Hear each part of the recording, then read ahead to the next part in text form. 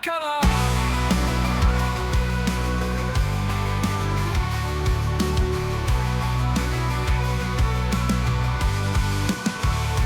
En la noche. Buenas tardes, bienvenidos. Uno dice buenas tardes, está acostumbrado al ritmo del vivo, pero capaz que esto lo ves mañana a la noche o el miércoles a la madrugada. Entonces uno dice, no tendría que saludar más buenas tardes, tendría que decir qué tal, cómo están. Así que aquí estamos en otro programa más de Leyendas Rojas. Mete el aplauso, se lo merecen. Vos sabés cómo es esto, si ya nos viste en programas anteriores, sabés que aquí a nuestra izquierda va a haber un entrevistado en unos minutos, una leyenda de Independiente, quien ha ganado, quien ha hecho grande al Rey de Copas, como lo venimos haciendo semana tras semana. Y es un placer, tanto para mí como para quien está aquí a mi lado, conducir otro programa más, aquí en CNS 23. Y qué lindo, ¿no? Qué lindo al alma, qué caricia al alma es este tipo de programas que nos toca hacer. Dani, ¿cómo estás? Daniel Martínez, buenas tardes. ¿Qué tal, Luis? ¿Cómo te va? Y sí, es un poco meternos en lo que ha sido la enorme historia futbolística de Independiente y fundamentalmente reconocer a la gente que nos antecedió y que tanto le ha dado Independiente dentro y fuera de un campo de juego. Y para comenzar en el día de hoy nos vamos a ir imaginariamente al mes de noviembre de 1973. Independiente ya había ganado en esa temporada la Copa Libertadores de América y la Interamericana, y tenía que viajar a la capital italiana, a Roma, a jugar a partido único en la final intercontinental ante la Juventus de Turín. Pero como simultáneamente estaba jugando el campeonato nacional, tenía que hacer otro viaje, en este caso a San Salvador de Jujuy. Se jugaba la 12ª de aquel campeonato, e Independiente le tocaba visitar la Tacita de Plata. Como la delegación ya estaba instalada en Europa, a quien le tocó dirigir el equipo fue una vieja gloria de Independiente y del fútbol sudamericano, Fernando Bello, aquel que había sido doble campeón local en los años 38 y 39 y había ganado 2 sudamericanos con la República Argentina en la década del 40. Él condujo el equipo, el empate en 2 en la Tacita de Plata, y ese día debutó la persona que hoy nos acompaña. El que jugó en Independiente por espacio de 2 temporadas, luego con Roberto Ferreiro para el Nacional 75, se fue a Córdoba a ser el arquero de Belgrano y luego retornó a Independiente hasta finales de 1980, cuando culminó la segunda y última etapa de él como futbolista de Independiente en aquel partido que de local se jugó ante el Racing cordobés. Lógicamente que estamos hablando de un viejo conocido nuestro, de un amigo de la casa, de alguien que le tocó debutar en la década más importante de toda la historia deportiva de Independiente, la de los 70. ¿Quién nos visita, Luis Latorre, en el día de hoy? Qué placer, señores, presentarlo al gringo, como se lo conoce, ¿no? ¿Quién le dice Esteban? Nadie. A Esteban Pogani con nosotros. ¿Cómo te va, gringo? Qué placer enorme. Hola, un gusto también para mí estar aquí, escucharlos, ver la pasión que tienen. Lo conozco perfectamente al señor. Sé que es una enciclopedia de fútbol y realmente muy feliz de poder hablar también de Independiente, que hace bastante tiempo que no hablamos, y ver a alguien que tiene un programa como este gratifica y le hace muy bien a la institución. Claro, aparte juntarse para charlar en especial de la historia, porque hoy todos los programas te dicen Independiente, el presente, cómo va, cómo viene, si clasifica una copa, si no clasifica, pero juntarse para hablar de eso, de lo que nos hizo grande. Y vos sos parte de esa historia, Esteban. ¿Naciste en qué año? En el 54. O sea que tenés 70 años, exactamente. 70 años, o sea que estás en una gran edad, porque 70 años es una buena edad, donde uno empieza a hacer todo lo que no hizo en los años anteriores. Después de que pasa una barrera dice, hay que hacer todo, hay que salir, hay que ir a bailar, hay que ir a comer, hay que ir a ver fútbol, hay que ir de vacaciones, hay que hacer todo, porque te sobra tiempo. Hay que disfrutar la vida. Igual yo sigo trabajando como hace años que lo hago, no dejé nunca. Actualmente soy el coordinador del área de arqueros de Lanús. Bien ahí. Estuve 10 años en la selección juvenil de AFA y estuve también 12 años en la FIFA, algo que muy pocos conocen, y fui instructor de los instructores de arqueros del mundo, porque FIFA me mandaba a dar cursos a distintos países. Entonces pasé toda la vida, o la estoy pasando, primero disfrutando y segundo aprendiendo y tratando de trasladar lo que uno conoce a través de los años. Bien, contame, ¿cómo era ese gringo, ese Esteban de chiquito? ¿Dónde vivías el Esteban de chiquito? Yo vivía en la ciudad de San Nicolás, a 200 kilómetros de Buenos Aires. ¿Dónde está la Virgen? Donde hoy comúnmente la gente va a ver a la Virgen, obviamente, hacia las peregrinaciones. Exactamente, ahí estudiaba y tenía mi familia ahí, mi mamá, mi papá, mi hermano, y primos, tíos, todos de ahí. Y me fui formando en el Club El Grano de San Nicolás. Un club que le tengo que dar gracias todos los días porque aprendí un montón de cosas. Primero, hacer muchos deportes. En una época donde se discutía de que no era bueno hacer varios deportes. Si uno jugaba al fútbol, tenía que jugar al fútbol. Y en el Club Belgrano pensaban distinto los profes y me decían, vos tenés que jugar al vóley, tenés que jugar al tenis, tenés que hacer pelota paleta, al ping-pong, hacer de todo y eso te va a ayudar. Y efectivamente yo me volqué mucho al básquet y después me ayudó eso muchísimo para jugar al fútbol. Tiene muchas cosas en común el básquet con el puesto de arquero. Coincido, yo no fui arquero, pero jugué 50 años al básquet, entonces coincido que el básquet te da, aparte es un deporte muy completo, el básquet y te da, en el caso tuyo de Goyen, el salir a agarrar la pelota arriba, la seguridad en las manos, me imagino, pero ya vamos a hablar de la parte futbolística. Déjame llegar a ese Esteban de chiquito, ese Esteban que estudió, que fue al colegio. ¿Cómo eras como alumno? Era bueno, estudiaba poco pero sacaba buenas notas. Entonces no eras bueno, eras piola. Sí, o sea, estudiabas poco y sabías dónde, claro. Sabía cómo manejarme, pero mi día transcurría, a la mañana iba al colegio y a la tarde iba al Club Belgrano y estaba desde que terminaba de almorzar hasta la noche en el club jugando. Claro, en esa época o había clubes, bueno, en el caso tuyo había clubes, ya un poquito más grandes, jugadores más grandes ya no tenían tanto club y salimos a la puerta y jugábamos en el baldío de la esquina o en la plaza de la vuelta. Vos tuviste la suerte que tuviste un club para formarte. Tuve un club, pero también jugábamos en la vereda. Jugábamos a las cabezas con la famosa pulpo, la pelota de goma. Que si te pegaba, te dejaba una marca, un moretón así. Totalmente. Escúchame, ¿y sos de lo de que la madre le tenía que llamar cuando bajaba el sol, te llamaba o ya sabías que tenías que volver solo? No, sabía que tenía que volver, pero mi mamá me llamaba siempre y a veces mi papá. Y una vez me pasé de la línea y eran como las 10 de la noche y no había aparecido por mi casa. Así que apareció mi papá y fue la única vez que me pegó una patada. Ah, mirá. Entonces o sea, no te pudo agarrar con la mano y te tiró el zapatazo. Entonces me tiró el zapatazo y me enganchó bien de atrás y me clavó de cabeza. Pero fue muy lindo. Pensá que si te lo hacen ahora te dicen, no, ¿cómo le vas a pegar a los chicos? Éramos bravos. Yo no tengo 70 como tenés vos, pero yo estoy una década menos. Escuchá, gringo, ¿de qué laburaba papá?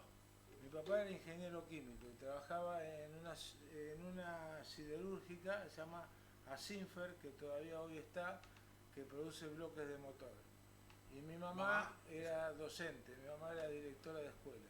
O sea que mamá ya era en la época donde las mamás, algunas mamás de jugadores, trabajaban. Porque muchos te dicen, no, papá trabajaba, mamá nos cuidaba a nosotros, mamá laburaba igual que papá, o sea, tenía que ser un turno en una escuela. Tenía el turno en una escuela y así me fue inculcando el hábito de la lectura, que fue una de las cosas que siempre le agradezco. Y también insistió mucho para que yo siguiera estudiando, porque fue Independiente a probar, fue Pipo Ferreiro a probar jugadores, y el primer año que me ficharon no me dejaban viajar, porque mis padres querían que yo estudiara en San Nicolás. Entonces el primer año me quedé con las ganas de ir. Y recién al segundo año vuelve Pipo Ferreiro y me incorpora a Independiente y mis padres me permiten ir con la responsabilidad mía de seguir estudiando. Me dice, si dejás los estudios te volvés a San Nicolás.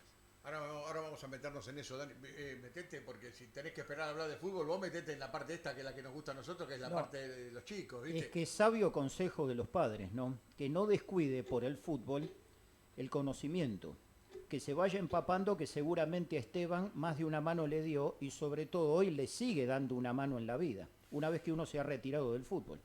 Totalmente, yo siempre pensé que el tema del aprendizaje era fundamental. Y es hasta el último partido que intenté seguir aprendiendo dentro de la cancha. Y una vez que me retiré, sigo tratando de aprender hoy en día para poder transmitirle a los chicos que entreno, en este caso hoy en Lanús. ¿Hermanos? Tengo un hermano que es preparador físico también, fue arquero, jugó en San Nicolás, no a nivel profesional, pero jugó durante muchos años. Y cuando firmaste en Independiente o te ficharon en Independiente, ¿qué edad tenías? Tenía 14 años y a los 15 años viajé para la pensión de Independiente. Y te quedaste acá y viajabas a San Nicolás cuando podías. Cuando ver a la podía, familia. cuando podía, que era muy poco, porque yo me quería quedar. Los sábados jugaban inferiores y los domingos me quedaba en tercera o reserva que había en ese momento, a ver si podía meterme en alguno de esos partidos. Y efectivamente un día pasó, faltó un arquero, se enfermó o algo, Pogani empezó a jugar en la reserva y no salí más, con una edad de 15, 16 años. ¿Y qué recordás de esa época de la pensión de Independiente? Que fue muy duro, pero recién siempre lo hablamos con Pedro, que ya después seguramente van a hablar con él, y fue muy duro adaptarnos, porque estábamos todos solos, éramos muy chicos, no es la dinámica que tiene hoy la vida de ciudad, para mí era todo extraño, Buenos Aires, después San Nicolás, era una mole, una cosa que no la podía manejar, pero nos hicimos totalmente pertenecientes al club, nos sentimos respaldados por el club y además por el grupo de jóvenes que vivíamos, que estaba Bocini, estaba Hugo Sagebrato, Osvaldo Carrica, Pedro Magallanes, hicimos una gran unión que nos ayudó mucho. Aparte llegaron todos. Y todos, de ese grupo creo que Tal llegaron cual. todos, Sí, sí. absolutamente todos. Che, gringo, estamos hablando ahí en la pantalla, ustedes lo ven, gracias a toda la gente que está en el canal de YouTube siguiéndonos en este momento. Ustedes ven que estamos hablando con el gringo, con Esteban Pogani, como lo dice ahí en la pantalla. Y cuando volvías a San Nicolás, con 15 años, y siendo jugador de inferior e Independiente, ¿eso te daba chapa en el boliche, ibas a bailar? Sí, sí. Contame esa parte, contame. Decías, bueno, Sí. ¿qué tal? Mirá mis ojitos claros, yo aparte jugaba al fútbol, jugaba en Independiente. ¿Se chapeaba con el fútbol en esa época? Sí, se chapeaba, sí, y mucho, porque en esa época había tertulias. Los bailes en los boliches empezaban 4 o 5 de la tarde y a las 10 te cortaban. Terminaban. Entonces durante esas horas uno trataba de que un amigo dijera, che, aquel juega en Independiente, entonces ahí Qué las lindo. chicas nos miraban. Abría la puerta. Abría Claro. la puerta, abría la puerta. Y él se quedaba con la que acompañaba de última, ¿no? Él algo llegaba el amigo, porque iba donde habían dos de última, porque si no que le decía, aquel juega Independiente y yo quedo solo, no, escúchame, pará, voy a ver donde hay dos y yo me quedo con la amiga. Todos hicimos eso. Era una época romántica.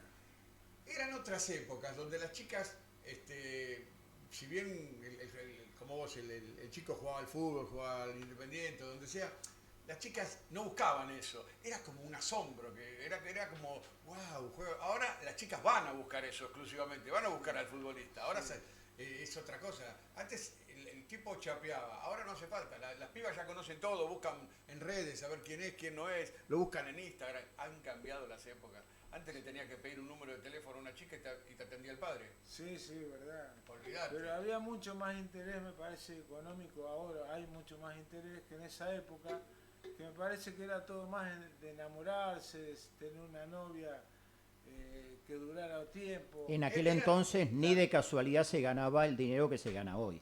No, Ni de casualidad. Ni remotamente. ¿Eras enamoradizo? O sea, ¿era de noviazgos así, de estar con una chica y decir, me encanta y quedarte mucho tiempo? ¿O eras de, no, un tiempito acá, un tiempito allá? ¿Eras más así, de saltar de chica en chica o te gustaba afianzarte con una? No, en general fui saltando, porque el fútbol también te demanda eso. Tenés poco tiempo para dedicarte a otras cosas.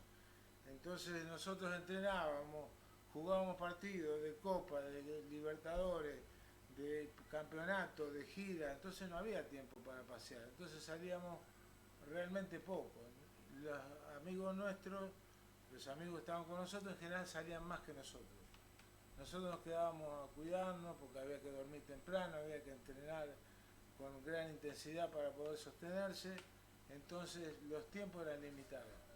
Bien, es linda la historia de los futbolistas. Muy linda. Porque es la parte que nos gusta a nosotros con Dani y con Charlie. Le mando un abrazo a Charlie que hoy no está con nosotros, que ha tenido un percance, que tuvo que solucionar algunas cositas y no ha podido estar con nosotros hoy Charlie, pero sí, es la parte que nos gusta porque es la parte que uno no conoce. Porque si después te decimos los partidos que atajaste, con quién, dónde debutaste, capaz que eso hay gente que sí lo sabe o recuerda un partido, porque el que está mirando dice, yo estaba en la cancha ese día, porque te pasa, yo estaba, sí, yo me acuerdo de ese penal o yo me acuerdo de ese gol. y pasa. Pero esta parte, la parte íntima del futbolista, del chico, del niño, del hijo, del hermano, del novio, esa es la parte que no conocemos. Así que bueno, yo quiero contarles a todos que está Felipe, para mí es Felipe sin apellido, como digo siempre, porque a mí me lo presentaron hace mucho como Felipe, y para mí Felipe sin apellido, y seguirá siendo así hasta el último día. Me da el ok, está bien, ¿no? Estamos perfectos, muchas gracias. Entonces dejamos agradecerle a una empresa que nos acompaña, que está desde el primer programa con nosotros, que ahí la tienen en pantalla, para acero inoxidable Alsina, así de Octavio Dinardo, que tiene perfiles, tubos, venta de acero inoxidable, materia prima, caños, chapas, accesorios, discos, válvulas, bateas, tanques. Si querés algo de acero inoxidable, tenés que ir ahí, aceros inoxidables Alsina, que queda en Remedios de Escalada 2545 Valentina Alsina. Búscalo en redes y si no en inoxidablesalsina.com. En un ratito te lo voy a repetir para que sepas que hay empresas que nos acompañan y si vos querés ser una de ellas, obviamente te comunicás con nosotros en el chat o en el chat de CNS23 y automáticamente uno de nosotros se comunica con ustedes. Gringo, ¿la estás pasando bien? Re bien. ¿Te gusta recordar esto? Muchísimo. ¿Cuántas veces te llevan a recordar esta parte de tu vida? ¿Muchas veces o generalmente no le das bola a esa parte? No, generalmente se habla de la parte profesional, pero la parte humana, que es lo que vos decís, porque detrás de ese jugador hay una vida, hay un ser humano. Exactamente. Y como decías vos, te quería contar, porque me estaba acordando Dale, de la pensión. Me encanta. Lo de la pensión era algo muy raro, porque el club nos cuidaba, pero la comida realmente no era buena. Entonces, los días domingo, para después del partido, nos daban un sándwich de mortadela, una naranja y una botella de agua. Esa era la cena para después del partido, porque la señora que cocinaba, como era domingo, no iba. Ajá. La abuela Felisa, que comíamos en el club nosotros. Vivíamos debajo del club en las tribunas y comíamos en el cuarto piso de la sede. Así que nos costaba bastante y te cuento. Sí, dale. Esperábamos al Turco Abdala, otro de los chicos que estaba, el Turquillo. Nosotros lo vimos jugar en nuestro club. Sí, También. exactamente. Jugar en Porbe. Nosotros también, aparte de tener un corazón rojo, tenemos un pedacito de corazón negro y blanco con Dani. Mirá vos. Entonces el Turco Abdala estaba de novio con una chica que tenía kiosco y le regalaba galletitas y paté de foie. Entonces a la 1 o 2 de la mañana estábamos todos esperando que regresara cuando teníamos libre para comer esas galletitas y matar el hambre. Y hoy los de la pensión se quejan, ¿viste? O sea, no me imagino en esa época nutricionista, las comodidades estéticas de hoy, baño de inmersión ni nada que se le parezca. Nada que ver, no existía todo eso. Gracias a Dios que tenían agua caliente cuando había. O sea, el Turco era el ídolo de ustedes. El hombre que venía y proveía de todo tipo de comida. Paraba la olla. Escúchame, Gringo, ¿y no había ninguna madre, por ejemplo, familia de algún jugador, compañero de ustedes que vivía en Buenos Aires, que los invitaba en algún momento? Por ejemplo, yo, la madre de Daniel Bertoni se llevaba al Bocha, se llevó al Bocha a vivir. Digo, ¿no había la madre de algún jugador que dijera, che, vengan ustedes a casa que hoy voy a comer, vamos a hacer fideo, vengan a comer con nosotros? ¿No había eso o sí? ¿Cómo era el tema? No, porque la mayoría de los que estábamos en pensión éramos del interior, entonces las familias estaban lejos. No, pero digo, de compañeros de ustedes que no estaban en la pensión, ¿no se llevaban, por ejemplo, si vos eras amigo, no sé, decimos un amigo de esa época, que vivía en Buenos Aires? A la casa de Daniel Bertoni íbamos, por ejemplo, íbamos mucho, pero en general no, eran pocas las invitaciones. Te voy a nombrar uno. Había un club que se llama el Círculo Católico de Avellaneda, que queda ahí cerquita de la sede, y ahí había un tano que nos invitaba siempre a comer. Y era un festival porque cocinaba como los dioses. Y otro era el papá del Negro Rodríguez, un número 6 que jugaba en San Lorenzo, que el papá tenía un restaurante ahí en calle Palá, en Avellaneda. Pero no mucho más que eso. Pero ¿sabés que el que está escuchando esto, y si los conoce a esos personajes, estará diciendo, no fue al pedo, no fue en vano? ¿Entendés lo que hizo mi viejo, lo que hizo mi tío, lo que hizo este señor? Porque fíjate cómo pasaron, no sé, 55 años y el Gringo se acuerda de esa gente que estuvo cuando lo necesitó. Esa es la parte que nosotros queremos rescatar, esa es la parte que no se cuenta nunca, Dani. El anónimo que le dio una mano al que luego terminó llegando. Y es muy bueno que él lo recuerde, porque cuánta gente hay que recibió manos y luego se olvidó. Y el ser agradecido es una virtud que siempre debe acompañar al ser humano. Por eso me parece muy valioso lo que vos acabas de contar, lo de tu compañero, lo de el padre de un compañero, del restaurante, del círculo católico, de lo que les daban de cena. Por eso digo, no me imagino hoy una nutricionista dándole eso luego del partido. ¿Cómo ha cambiado todo? Por supuesto. Y te cuento Sí. una anécdota que me estaba acordando. Tenés un montón de tiempo para contarnos lo que quieras, para eso estamos charlando con vos. Ya lo viene, mire, está hecho un pibe, Sí, está sí. hecho un pibe. Entreno todavía la Por parte de los eso, chicos. mirá vos, de está hecho la- un pibe, gringo. Dale. Y hubo un partido, se jugaba los días viernes a la noche un televisado. El adelantado del viejo Canal 7. Exactamente. Y jugamos contra Chacarita en cancha Independiente, le ganamos 1-0 y nos pagaron una plata en el vestuario. Entonces todos los que estábamos en la pensión juntamos la plata, fuimos al restaurante del papá de Rodríguez y le pusimos la plata así y le dijimos, danos de comer hasta que se termine la plata. Ay, maravilloso. Ahora, me da todo esto de caramelo cuando éramos chicos, le Tal decíamos cual, que os quiero, tal me cual, da todo esto de Tal caramelo. cual, tal cual. Qué lindo. Y esto no te lo va a contar Puceto, ¿eh? Esto no te lo va a contar No me lo imagino. Masanti, no te lo va a contar Cabral, ni te lo va a cantar ninguno de ellos. Te lo está contando el gringo Esteban Pogani, una leyenda roja, que es el nombre de este programa, ¿no? Leyendas Rojas. Bueno, creo que como introducción fue bastante bueno. La gente también quiere recordar el tema futbolístico, quiere recordar sus dos pasos por Avellaneda, quiere recordar qué ganó, quiere recordar qué jugó, con quién jugó. Así que para eso y para meternos en lo que fue tus comienzos, nada mejor que quien me acompaña en este proyecto, en esta locura de Leyendas Rojas. 2007, 2008 y tercera temporada en el 2025, Daniel Martínez. Primero, recordar al técnico que lo hizo debutar. Y amplío un poco lo que decíamos en el monólogo de arranque. ¿Quién fue Fernando Bello? Uno de los dos arqueros que le atajó un penal nada más y nada menos que a Bernabé Ferreira. El único arquero en la historia profesional de Independiente en ganar 2 campeonatos consecutivos.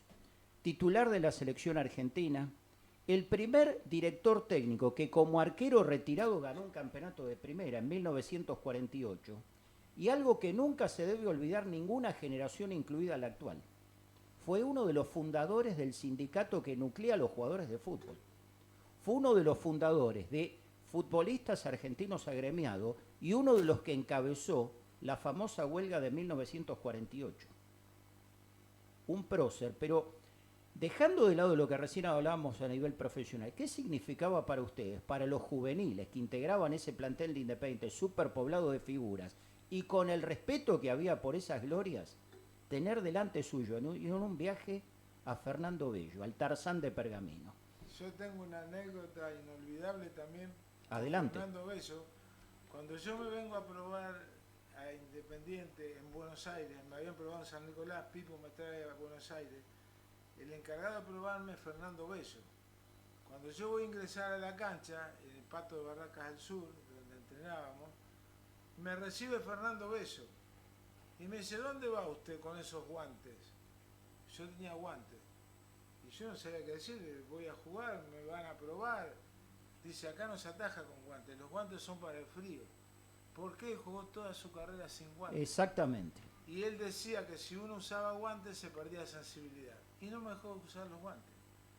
Increíble, increíble. Hoy es impensado eso, por supuesto, pero... Pero porque aparte es impensado porque los guantes tienen una marca, la marca es la que vende. Hoy es todo marketing, hoy es todo plata, hoy es todo plata. Hoy automáticamente, vos fíjate que si una persona sale con una gorra, miralo, porque esa gorra tiene plata. Sí, puede ser, pero yo lo miro de otro lado, el ángulo deportivo y los materiales con que está hecha la pelota. Hoy agarrarla con la mano es imposible.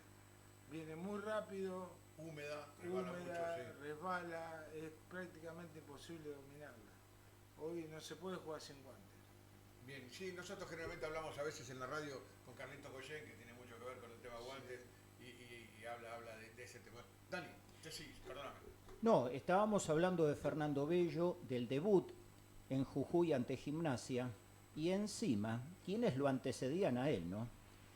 Uno que había debutado en otra huelga de profesionales en el año 71, Carlos Gay, y nada más y nada menos que Pepe Santoro, con lo que ya representaban Independiente en particular y en el fútbol argentino en general. y el juvenil, el que debutaba, cuando todavía iban 5 al banco, no la cantidad inmensa que van hoy, no pensaba en un momento determinado, y más aún en tu caso como arquero, ¿y cuándo agarro yo la primera? ¿Lo pensabas o no? Sí, lo pensaba desde el primer día, pero yo tenía una ilusión y una fuerza que me ayudaba a esforzarme cada día para decir, yo tengo que llegar a ser titular. Cada día que iba a entrenar pensaba que iba a jugar. Yo decía, el domingo juego. Y yo era un nene que tenía 15 años, que iba a jugar, estaba Pepe, que era una gloria. Exacto. Pero yo íntimamente me sentía el mejor. Nunca lo dije, jamás ni lo diría, pero íntimamente sí me sentía el mejor. Y quería mejorar más para poder ponerme a la altura y poder jugar en primera. Como te decía, yo vivía en la cancha y salía con un papelito después del partido, me sentaba en la cancha y dibujaba, a ver si me pongo acá o más allá, o si me pongo en oblicuo, o por qué me hicieron este gol. Y de esa manera empecé a ser un poco un pionero en esto de entrenar arqueros, que todo esto que escribí a esa edad cuando jugaba, lo apliqué después cuando fui más grande. O sea, las experiencias vividas de tu época de jugador las volcás todavía hoy. Sí, totalmente con la adaptación Lógicamente. al reglamento, etcétera, etcétera, ¿no? Donde hoy el puesto de arquero es mucho, pero mucho, mucho más difícil que cuando jugábamos nosotros. Porque ahora te entregan la pelota hacia atrás y tienes que jugar con el pie. Ahora se juega 70% con los pies, 30% con la mano, mientras que antes era todo juego con la mano prácticamente. Bueno, eso era una frase que utilizaba Juan Carlos Lorenzo, que hablaba del arquero jugador. Por eso que él se hizo llevar primero a Unión y luego a Boca a Gatti, porque decía que le armaba el juego desde el fondo.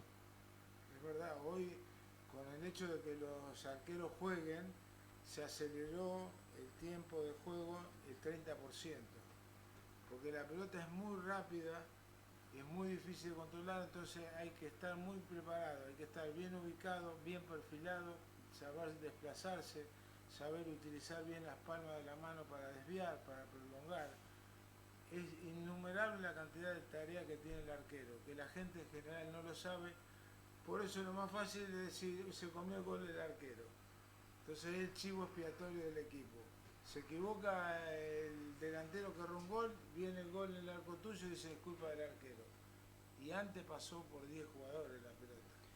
Cuando oís eso y encima habiendo jugado vos como arquero, ¿te molesta, te duele o no? Que digan el arquero se comió el gol. Sí, me duele muchísimo porque no están los fundamentos como para justificar. Si se comió el gol porque cometió un error técnico, táctico, lo que sea, se puede corregir, se puede hablar, pero cuando te dicen hacia el voleo, se lo comió el arquero, no me gusta. Perdón que me meta, Dani.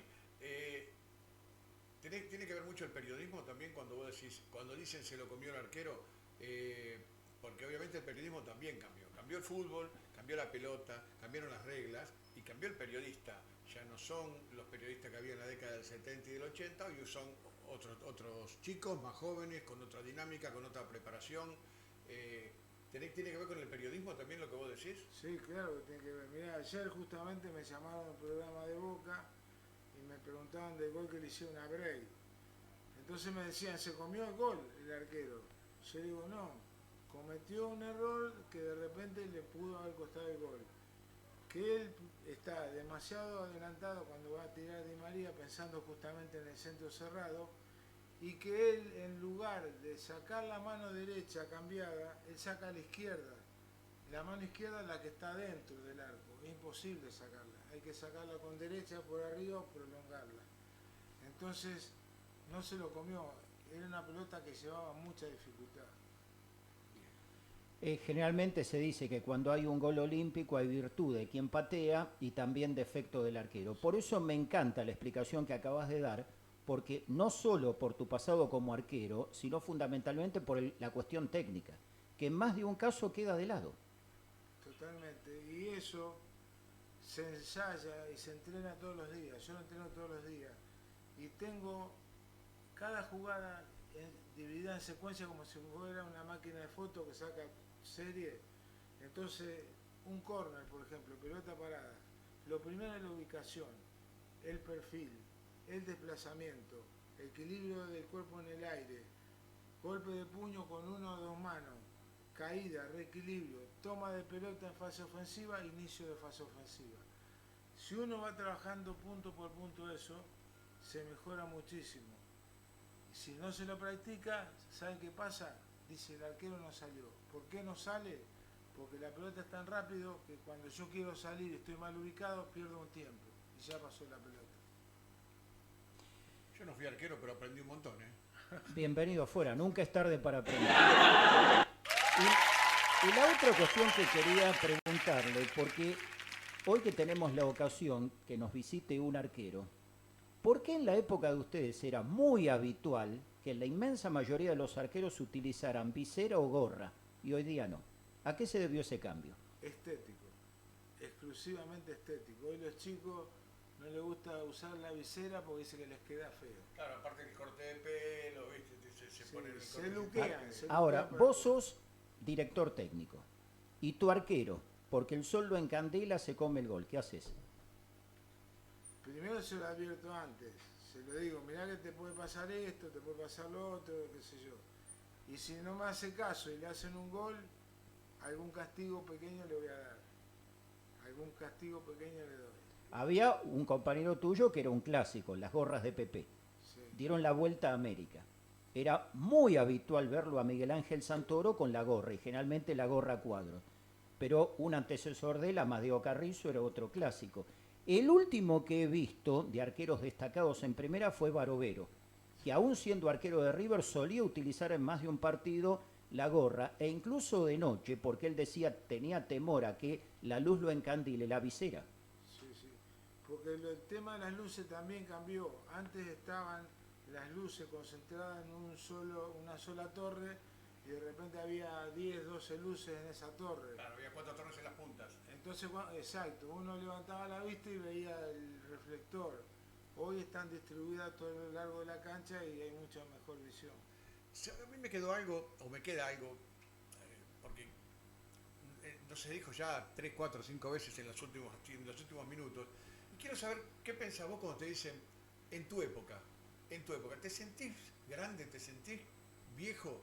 Porque cuando te dicen en tu época, a mí cuando mi hija me dice, dale papá, porque en tu época me siento que estoy un poco grande. ¿Te pasa que cuando decís en mi época decís, ufa, ya pasó mi época? Yo no me siento viejo, entonces, y mi físico todavía me responde. Y le sigo ganando los partiditos de tenis y fútbol a los arqueros de Lanús, que están enojados porque hace un montón que no me ganan. Entonces, mientras no me ganen, no me duele el cuerpo y vaya todos los días a entrenar, me siento bien, realmente me siento bien. Dale, porque yo, si no, me meto en estas cosas. En más de un caso, el jugador joven desconoce la vida de quien fue su técnico o en el caso tuyo el entrenador de arqueros.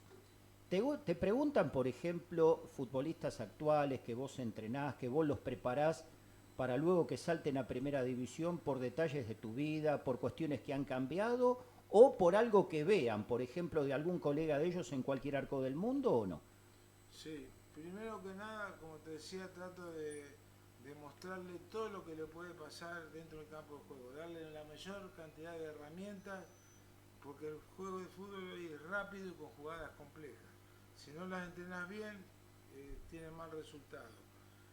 Lo hago ver videos, lo hago ver partidos locales, ven sus propios partidos y trato de que el suplente hable del titular.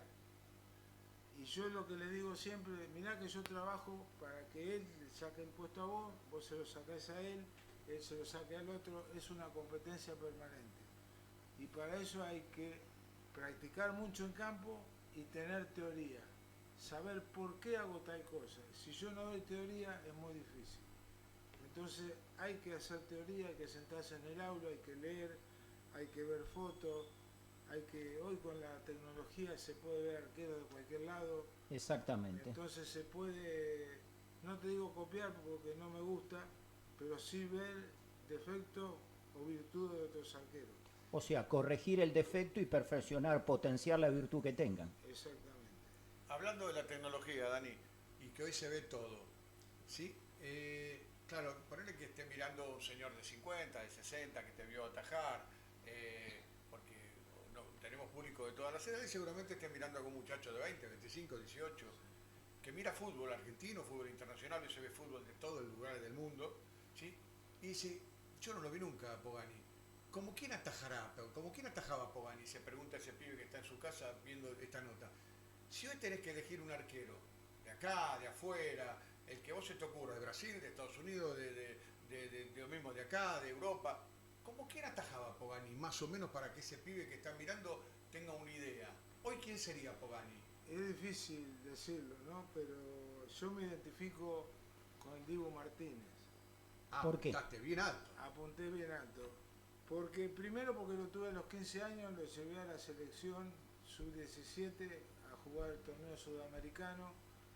Y otros muchos arqueros que estaban en la selección tienen cierto estilo parecido, como Juan Musso, Walter Benítez, De Becci, Batalla. Bueno, han pasado un montón de arqueros y de toda esta camada que hay, que los he tenido en la selección, el que más se aproxima a lo que a mí me gusta. Yo, por supuesto, seguramente mucho menos que Dibu, no me quiero comparar con él, sino que cierto estilo parecido, muy bueno físicamente, con una potencia de piernas descomunal. Él a los 15, 16 años era como es hoy, nada más que hoy tiene otra cabeza. Que ese es el entrenamiento que faltaba en el arquero, el entrenamiento psicológico.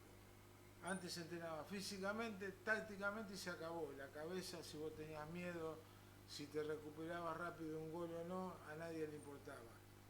Y es fundamental esa parte. Te hacen un gol, hay que recuperarse rápido. Habiéndolo conocido de juvenil y viéndolo hoy en el arco del Aston Villa y de la selección argentina, ¿imaginabas que iba a tener esta actualidad o no? Tanto nivel como que tiene ahora, no pensé que iba a alcanzar. Que iba a estar en los primeros planos del mundo, no tenía ninguna duda. Pero llegar a ser el mejor del mundo y todo eso, en un momento que había arqueros como De Gea, bueno, infinidad de arqueros de alto nivel, yo pensé que le iba a costar, pero que al nivel de fútbol de Inglaterra, fútbol de España, podía jugar perfectamente bien. Más de una vez al jugador actual, cuando su técnico, su entrenador en particular, le cuenta alguna anécdota, dice, hay chicos que no me creen y tienen que ir al teléfono o a la computadora para chequearlo. Si vos le decís, yo jugué en la República Argentina, por ejemplo, en 4 de los 5 grandes históricos, siendo arquero de Belgrano atajé 2 penales en un mismo partido, le detuve un zapatazo a Mario Sanabria en una semifinal de Copa Libertadores que la Confederación Sudamericana la eligió como la mejor atajada del año. ¿Te lo creen o no? Lo consultan en Google. O sea, no están seguros, pero consultan. Dice, este no nos macanea. No. Lo que nos dice es verdad. Y después viene y dice, profe, es verdad, usted sacó esa pelota bárbara, qué sé yo, me lo dicen. Yo creo que confían en lo que uno le puede decir. ¿Te seguís sacando fotos con la gente? ¿Cuántos años de retiro? Y me retiré en el año 96, así que hace... Va a ser 30. Pero me pasan cosas maravillosas.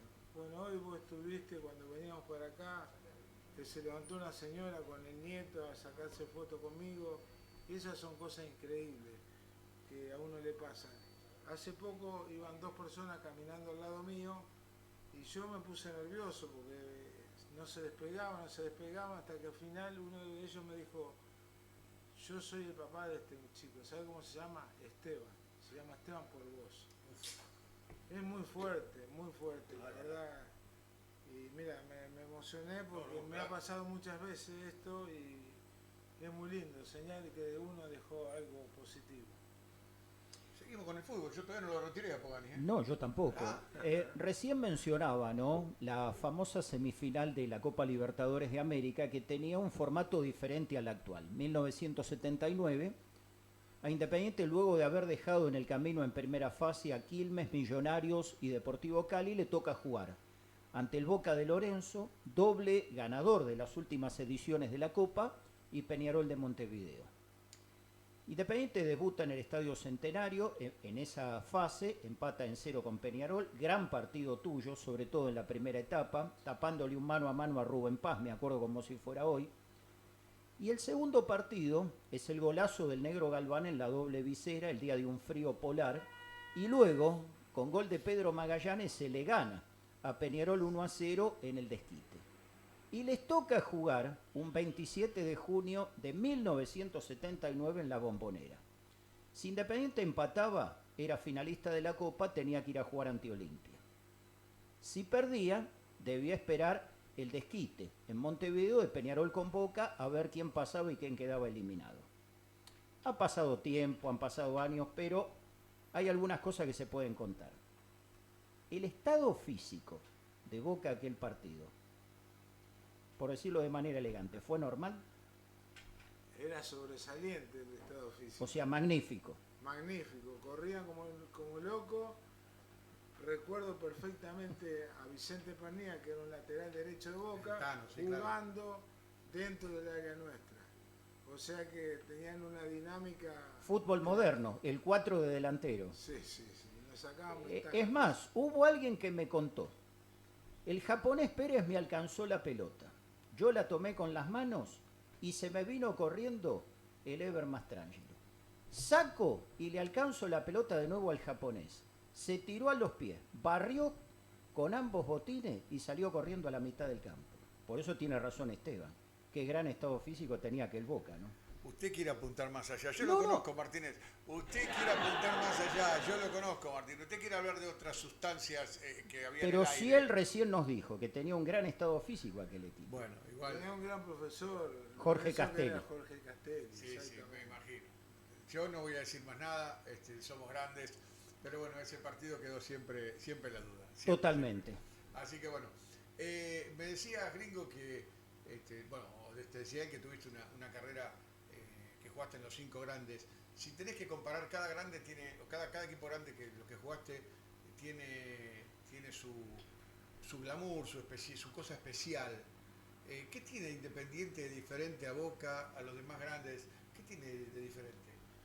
Mirá, tiene diferente que cuando jugábamos nosotros, si vos tirabas una pelota afuera, te silbaba toda la cancha. Si eso lo hacía un jugador de Boca, te aplaudía toda la cancha.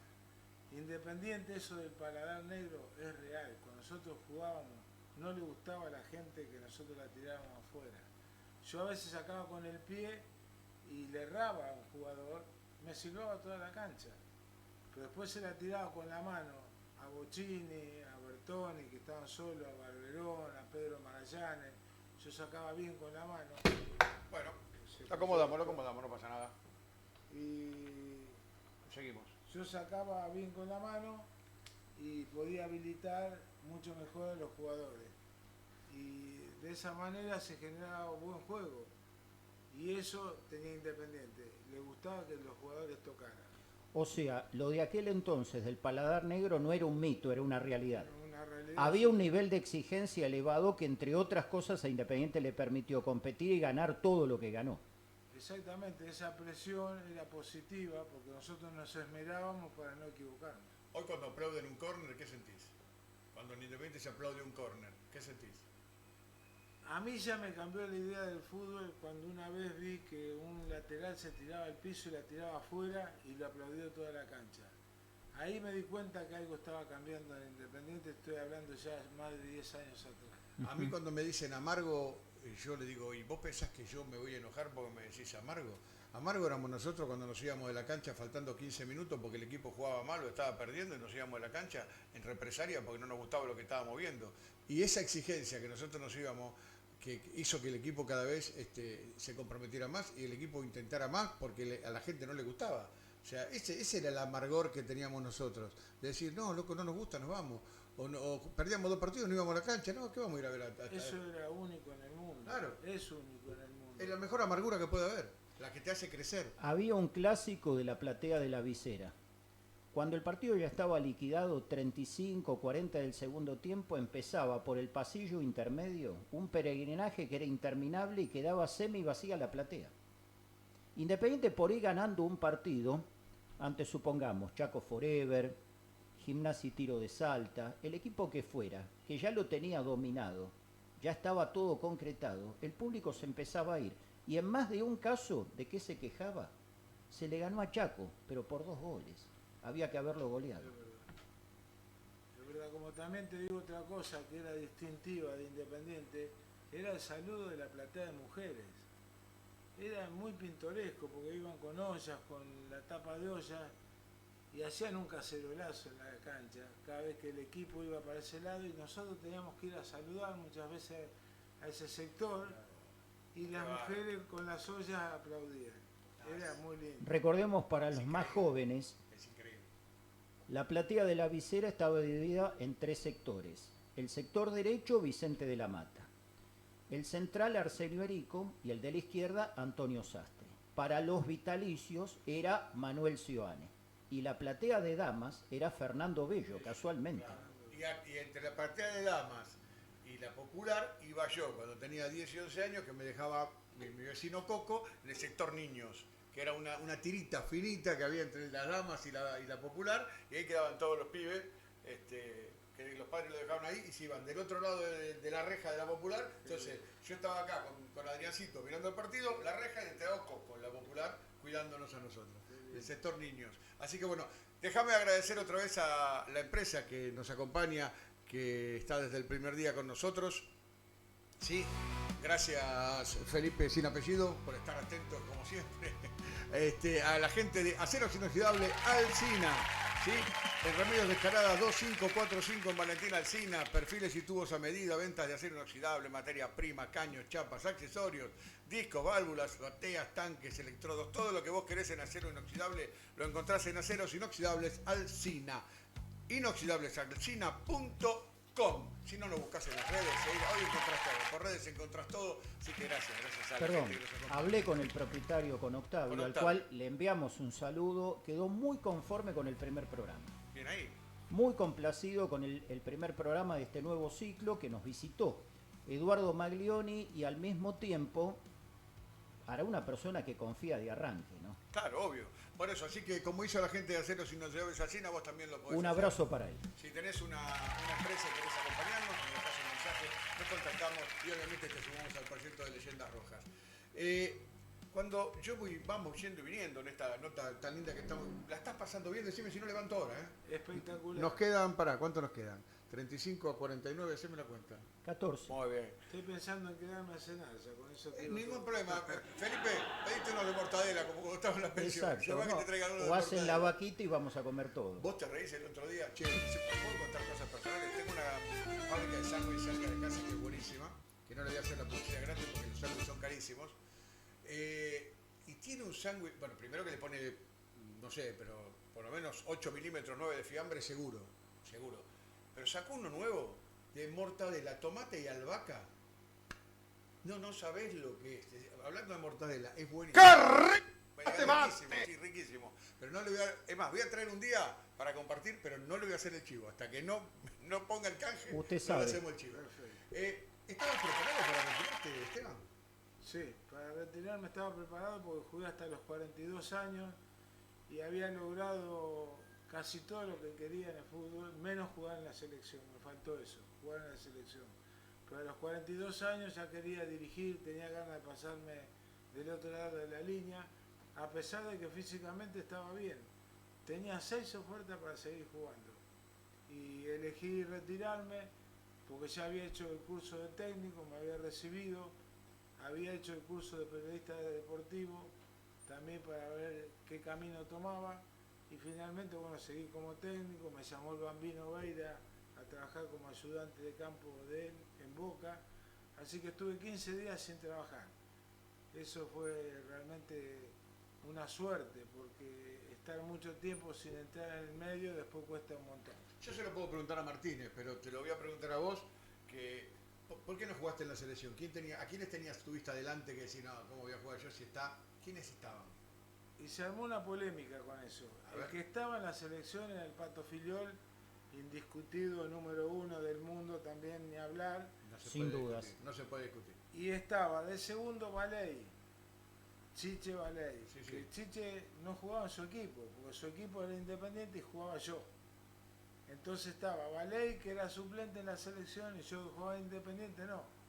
Entonces era como que la cosa estaba al revés. Entonces sentí un poco de frustración, pero me di cuenta que no estaba preparado para ir a la selección. Era muy joven. ¿El Pato fue el mejor arquero? Sí, sin duda, sin duda. Ninguna duda. Y ahora actualmente el Dibu Martínez para mí es el mejor del mundo. ¿Te arrepentís de haberte retirado a esa edad o no? ¿O crees que fue el momento exacto? No, me retiré con alegría, no sufrí. Al contrario, fue una fiesta, me retiré en Atlético Tucumán. Y fíjate vos lo que era el poder de análisis que me había formado yo mientras jugaba, que jugando ese último partido, que estaba la tribuna llena, que había una fiesta en Atlético Tucumán, había banderas con mi nombre, todo muy lindo, me hacían canto porque me retiraba. Y yo estaba pensando en dársela a un delantero que se llamaba el Perro Rodríguez, le decían el Perro, ¿va? Y se me iba larga, me quedaba corta, y yo pensaba, uy, apoyé la pierna mal, me incliné el cuerpo demasiado, le pegué con el empeine y le tengo que pegar más el chafle. O sea que en vez de estar disfrutando la fiesta, seguía analizando el partido como si el próximo domingo fuera a jugar. Hablamos de tu debut, de tu paso por Belgrano de Córdoba, junto a otros que ya habían jugado en Independiente, caso por ejemplo Hugo Sagiorato, de tu vuelta al club. Si tuvieras que quedarte con un momento en Independiente, o un partido, o un duelo, campeonato, copa, el que fuera, ¿cuál es el momento que vos elegís de tus 2 etapas en Independiente? Y un momento fue el partido ese Copa Libertadores que vos nombraste de Peñarol. Ese 0-0 para mí fue inolvidable porque realmente nos dominaron, me patearon un montón de veces al arco y pude mantener el arco en cero. Eso fue muy bueno. Un partido que de arranque, no solo que Peñarol Nobleza Obliga jugó mejor, hicieron sentir el rigor, ¿no? Sí. Es más, fue tal la cantidad de golpes que hasta Villaverde fue al piso. Y no precisamente para barrer, le metieron una plancha a la altura del pecho. Y el uruguayo se quejaba con el árbitro que Magu Villaverde no tenía nada. Y casi lo parten. Bueno, eso era la Copa Libertadores en esa Tal etapa. cual. De local te mataban. A los arqueros generalmente te mandaban uno de atrás a pegarte una trompada en los riñones o en la espalda. O No había las cámaras de hoy. No había VAR, entonces era durísimo para más de uno. Y te pegaban duro. Es más, ¿a dónde Independiente Luis tuvo que ir a jugar los partidos de la primera fase? A Colombia, con Millonarios y con el Deportivo Cali.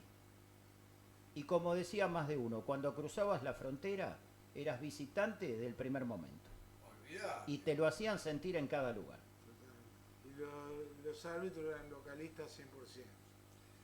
Es que es lo que hablábamos cuando veníamos en el auto, ¿viste? Sí, sí. Había dirigentes que se preocupaban más en esa época por charlar con el árbitro que con el técnico propio. Entonces, había dirigentes que eran muy pillos a la hora de gestionar. Y había como algo establecido que los primeros 5 minutos había vía libre como para golpear. Exactamente. Entonces había un jugador habilidoso, todos lo iban a buscar para pegarle. Le pegaba primero él, después el otro, se turnaba. Hasta que el referí decía, se terminó, ¿eh? Entonces la próxima amonesto, claro. Y era así. Pestarín un día rompió. Garrote. Garrote. Te puede ser. Escuchame lo que te digo, gringo. ¿Cómo está compuesta tu familia hoy? Mi señora, tengo 2 hijas, una antropóloga y profe de educación física, la otra psicóloga y profe de educación física, que tienen cada una 2, tengo 4 nietos, 2 y 2, y después, bueno, tengo mi hermano, tengo el resto de la familia en San Nicolás. Antropóloga. Hay que estudiar antropología. O sea, ¿Por qué no? no digo, porque viste que es raro encontrar un antropólogo. Es como encontrar un hincha de ferro en La Plata. ¿Qué sé yo?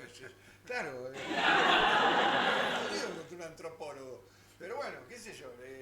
Está bien. ¿Qué sé yo? Habría que saber de qué se trata. Claro, habría que empezar a buscar hueso, como el tema. Bueno, ya vamos a hablar de eso.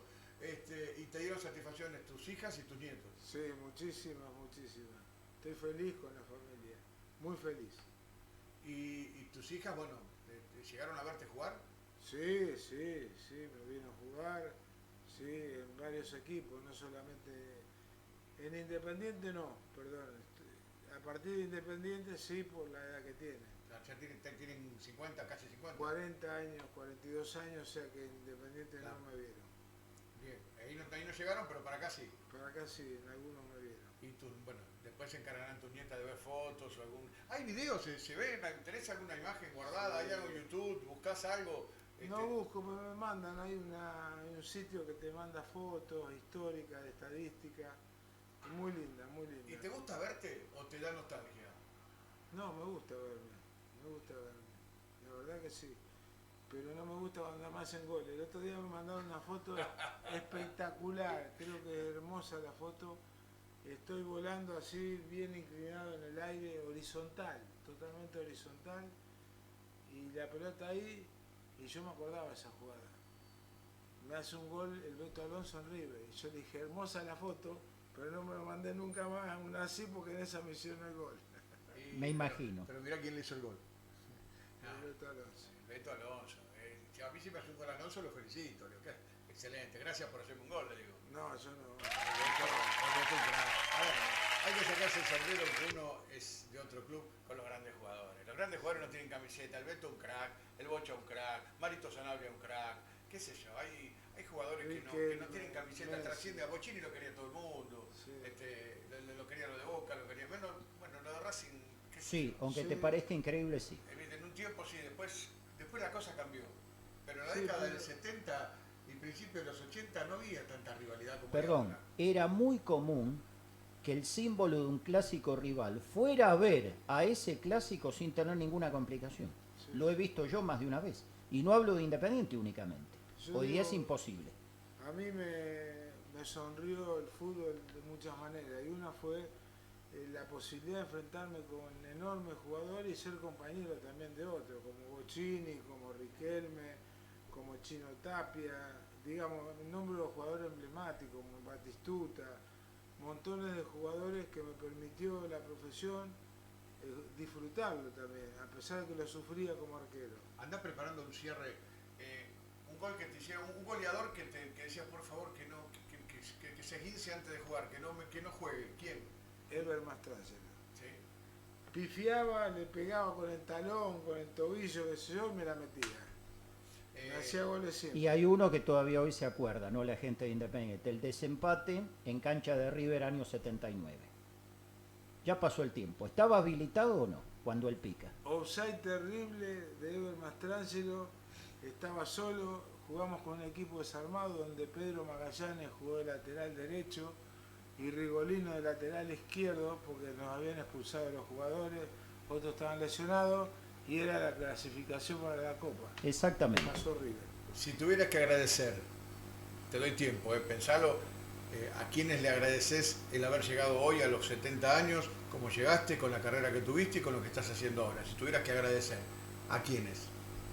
Primero que nada a mi papá y a mi mamá, que fueron la guía durante toda mi vida. Y siempre me recomendaron estudiar, porque me decían, si estudias vas a ser el mejor jugador de fútbol. Y además, en la parte deportiva, Pipo Ferreiro, que fue un crack total de persona, un ser humano increíble, un técnico maravilloso y un ejemplo para todos. Así que eso en primer lugar. Y lo va a cerrar Dani Martínez. Yo solamente, mi palabra de gratitud, de gracias, porque que estés hoy sentado con nosotros acá, siendo una leyenda roja, como tiene que ver el nombre de este programa, para mí es un placer enorme, enorme. De hecho, varias notas a lo largo de estos 30 y pico de años que estoy independiente. Siempre, cada nota decís algo nuevo, cada nota descubro algo diferente. Así que, para mí, gracias eternas que estés acá. Dani, ¿con qué lo cerramos? Una gloria del fútbol sudamericano lo hizo debutar en primera. Una gloria de Independiente y del fútbol argentino, Roberto Ferreiro, lo consolidó en la primera división y no se olvidó de él cuando lo tuvo que incorporar a Belgrano de Córdoba. Un prócer, dentro y fuera de un campo de juego, lo terminó de consolidar en el arco de Independiente, José Omar Pastoriza. La Confederación Sudamericana, como en aquel entonces se denominaba la actual Conmebol, le elogió y eligió como la mejor atajada de la Copa del 79 el zurdazo de Sanabria en el arco de las vías. Se retiró de Independiente a finales de 1980, pero todavía hoy la gente del Rojo se sigue acordando de él. De San Nicolás a Avellaneda, y Avellaneda al resto de Sudamérica. El gringo, Esteban Pogani. Señores, gracias Gringo, un placer que hayas estado con nosotros hoy aquí. Usted sabe que Leyendas Rojas, el primer programa de la semana es el lunes 16:30, así que estamos en el vivo el 16:30 de los días lunes. Después nos puede ver durante toda la semana o cuando quiera en el canal de CNS 23. El próximo lunes, nuevo programa. Disfruten del programa durante toda la semana. ¿Quién será el del próximo lunes? Vaya a saber. Seguramente aquí a nuestra izquierda, a nuestra derecha, en el sillón, pero aquí en este estudio va a estar una leyenda roja que le da nombre a este programa. Chao, hasta la semana que viene.